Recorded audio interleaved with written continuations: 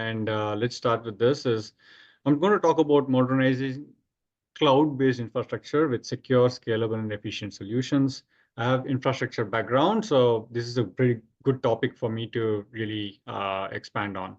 Let me kind of give a brief of this introduction. It's pleasure to be here today, and basically to discuss the topic that is transforming how organizations operate and compete in the modern business landscape. So the modernization is cloud-based infrastructure, as we know, and the companies continue to embrace the digital transformation. Cloud infrastructure is no longer just an option. It's just become the backbone of the innovation, agility, and the operational efficiency. However, I think that the journey doesn't end and it's just adopting the cloud solutions. The need for continuously evolving and modernizing the infrastructure to meet the growing demands and the business world has never been more critical. As you know, the systems are supporting a huge set of applications and which runs with billions of transactions. It comes to payments, it could be retail, it could be everything. So modernizing those platforms are really, really needed in this age when it comes to AI, all like LLMs running through. It needs a very highly secure, and it needs a very powerful systems, with a lot of efficiencies in it. So let me go through this. All right. So let me start addressing this, why modernization is so important, right? The cloud infrastructure offers numerous benefits, but the way we implement and manage it today is very, very different. So from now, it's even few years ago, right? So modernizing the cloud-based infrastructure is crucial. And there are several reasons. One is the enhanced security. And in that space, the threats are more sophisticated and it's than ever. Every organization, regardless of its size or industry, its robust security practices like end-to-end encryption and modern solutions are needed. And the multi-factor authentication is the key of ensuring the security. Continuous monitoring is always there. It has to be ensured that protects against every evolving threats. And it's about embedding the security in every layer of the infrastructure. So the keynote is the security is really, really the basic fundamental of this, and it needs to be part of every cloud-based infrastructure, or even if it's not cloud-based infrastructure. Scalability, right? Scalability is handling the surge during the peaks and slowing down during the quieter periods. So it needs to scale up and down, and it needs to be automated, and it needs to be always aligned with organizational needs, as well as when it comes to the costs, ensuring the cost efficiency is there. So when we're talking about cost efficiency, that's again a bigger and one of the key points of being a cloud, to ensure that we are in the modernized cloud infrastructure. So how do we enable this reduction in costs is basically to ensure that the resources are utilized automatically and optimized, and embraced enhancements of the provisioning or underutilization of infrastructure. We need to be always ensure that we are monitoring it and we're using it in the right way. So let me go further. Is high availability. So when it comes to high availability, every system needs to be these days. When it comes to retail, it comes to any kind of interactions with any businesses, it could be banking, it could be any industry, high availability is thought to be the basic and the fundamental needs of having the systems running and having the customers' satisfaction. So we had recently issue with, Microsoft going down, Amazon going down. So all of that is infrastructure. That is basically the key and the fundamental or the basic core needs of these firms to ensure that they are having the right services provided. Even if a small glitch, it can basically lead to a lot of instability in the world of payments, or it could be in terms of any operational needs. So to basically highlight that the cloud infrastructure is the redundancy and failure mechanisms should be strong, and it should be designed well. Next is innovation. So with modernization comes innovation, right? So with modernized infrastructure, the businesses are actually rapidly deploying new products, they're building new products, and they are worrying about hardware constraints. And we know that with AI, there's a lot of hardware constraints coming in, there's a lot of demand, and each of the solutions need a high speed and a high adaptable infrastructure, and the markets are changing so quick that it needs to adapt to those markets. So I would want to touch on the key strategies over here for modernization. Let's dive into it. With adopting the cloud native architecture, we know all of this. This is also a fundamental thing. I guess this is a little naive in what I want to bring this up, but it's just want to highlight that the cloud native architecture is the thing. Monolith applications, like moving them, traditional applications, moving them to a more flexible, agile models, microservices, serverless computing, and these are the key places where we need to really focus if they are still in traditional applications. Like cloud native technologies will break down the large complex applications into a smaller one, manageable pieces, and efficiently scale effectively. This shift allows faster deployment cycles and better fault isolation. We know most of it, but just want to highlight that. DevOps practices, right? So we want to highlight that by adopting the DevOps principles, the streamlining automatic workflows, enhancing the speed of deployment cycles is a key. And silos between, like this is like a shift and break down the silos, right? That's what we need to do, is enable the faster and more reliable software delivery. Automation is key and is also particular in playing a key role in modernizing cloud infrastructure. Whether it's testing, deployment, or scaling, DevOps is a key player there. I would want to touch on the multi-cloud and the hybrid cloud. This has been there for every year, like a lot of years, but it is coming into limelight a lot in these years because every such service provider is competitive, and we as organizations, and firms, we need to ensure that we don't depend on one cloud. So multi-cloud and hybrid cloud is very much in demand, and it's all eyes on it for every organization. So whether it's cost optimization, performance, or any multi-cloud approach, the flexibility it gives and reduces the dependency on a single vendor, right? So it improves resiliency a lot. So we've seen Amazon, we have seen like AWS, we have seen Azure. All of that is right now being used as multi-cloud.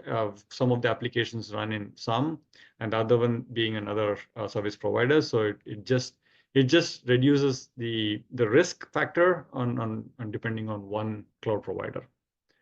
Optimizing workloads, we ensure that we need to the user containerization element of optimizing workloads is very essential. And I just wanted to ensure that running this seamlessly across different platforms and improving the performance and scalability is part of those workloads optimization. Security, we talked about it. I just wanted to mention that zero trust security model is what we need to follow here. And the cloud architecture, being integral part of the cloud architecture, and the compliance is always there. I just want to go to the next slides of technologies which are enabling this cloud modernization: Kubernetes, serverless computing, AI, machine learning, and infrastructure as code. I just want to touch base on infrastructure and zero trust security model we talked about.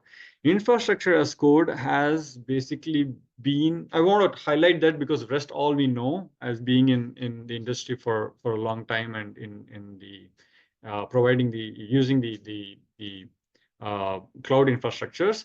I just want to zero in on this is we know the Terraform, we know that we use AWS Cloud Formation and repeatable, they are repeatable, scalable, and all of that good things. I just want to highlight there are, yes, Terraform for deployment automation and ensuring that we are, it's automated completely. But there are things which firms are really looking at is going one level beyond that, including AI and machine learning. That's always there. But also, when we deploy applications, we ensure that we should be as a developer, if I'm a developer of a particular business application, I don't want to keep using Terraform and adding each and every component.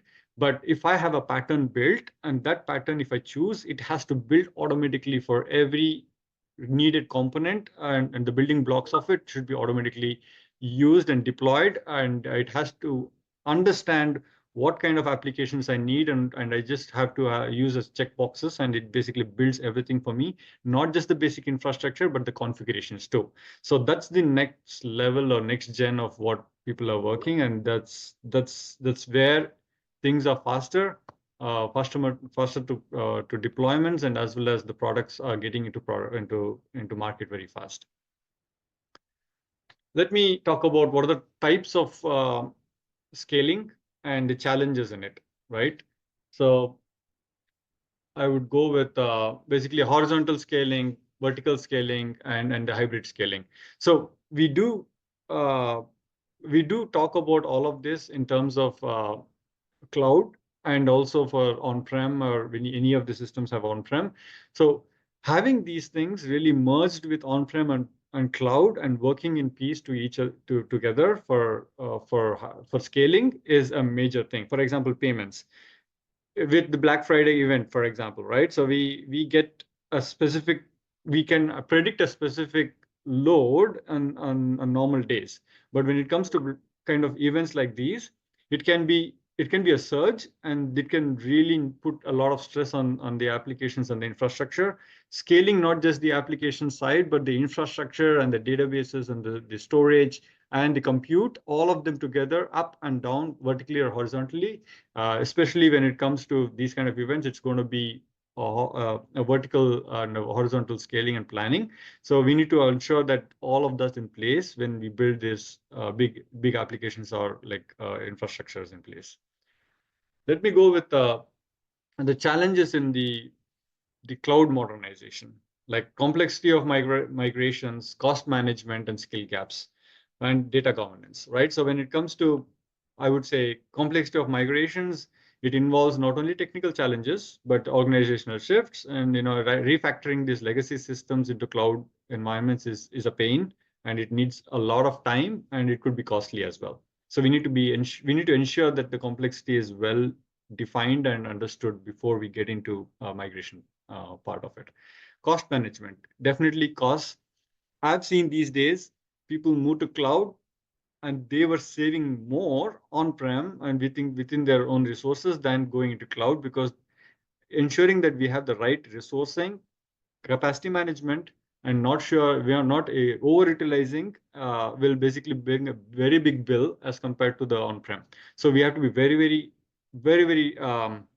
precise in what services we use of the cloud provider than just using the compute, right? You can build your own compute with very less costs, but if you're using a lot of services, then comes these services in picture. And large firms will definitely either save a lot of costs or incur a lot of costs based on how they design it.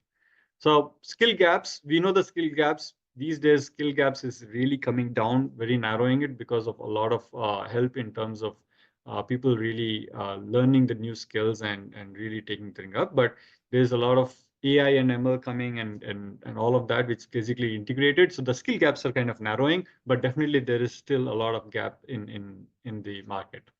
Data governance is always there. When it comes to regulatory requirements, it needs to be mitigated well, and it needs to ensure that we are protecting the data. When it comes to really big firms and the firms which are financials, they are very, very strict in terms of regulatory and security. So data governance is definitely a key thing when we're trying to migrate into cloud infrastructure.